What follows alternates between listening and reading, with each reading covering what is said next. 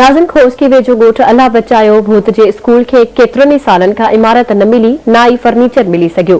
ॻोठाणे जो चवणु आहे त सिंध हुकूमत तरफ़ां 2012 खां वठी असांजे ॻोठ में प्राइमरी स्कूल मिलियल आहे जंहिंजी इमारत नाहे ना ई फर्नीचर आहे।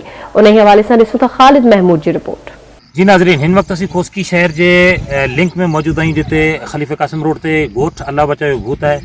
हिते इन्हनि जो सभिनी खां मेन मसलो ॻोठ वारनि जो जेके आहे सो स्कूल जी बिल्डिंग न हुजण जे करे तमामु घणी हिननि खे परेशानी आहे। हिते स्कूल गवर्नमेंट जी तरफ़ां 2012 खां मंज़ूर थियल आहे जिन जी बिल्डिंग अञा ताईं हिननि खे कोन मिली आहे। जॾहिं त गवर्नमेंट हींअर नवां उस्ताद भर्ती कया आहिनि, उन्हनि जे हवाले सां बि हिते 2 उस्ताद नवां बि आया आहिनि ऐं प्राइमरी सेक्शन जे हवाले सां हिते ॿारनि जी जेके तादाद आहे न्यू एडमिशन आहे उहो वधे पई।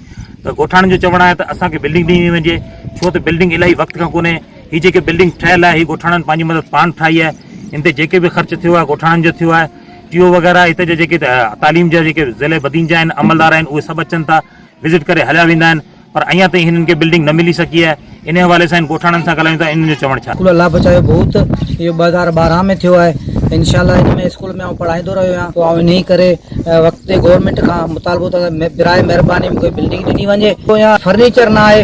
2019 में आख़िरी एसएमसी आई आहे, उन खां पोइ असांजे स्कूल जी एसएमसी बि बंदि आहे। जेको न असांजे मां सिंध गवर्नमेंट खां इहो मुतालबो थो करियां बिराए महिरबानी असांजे स्कूल जी बिल्डिंग कई वञे ताकी त स्कूल में ॿार सुकून सां पढ़ी सघनि। हाणे PST हिन वक़्तु जेको IBA सकर टेस्ट वरितो हुन में न्यू अपॉइंटमेंट आहियूं। असां GBPS अल्लाह बचायो भूत ते अपॉइंट थियासीं नवंबर जे महीने में। हिते आयासीं त असांजे स्कूल ते जेका असां छित बि न हुई ऐं ॿारनि जे लाइ असां वटि फर्नीचर आहे जो असां ॿारनि खे विहारे हिकिड़े नमूने सां पढ़ायूं। सो असां अला अख्तियार खे इहो गुज़ारिश कंदासीं त असांखे बिल्डिंग ॾिनी वञे ऐं फर्नीचर मुहैया कयो वञे। पंहिंजे हक़ खे ई जेको आहे सो हक़ सम्झी करे असीं गवर्नमेंट खां अपील था करियूं।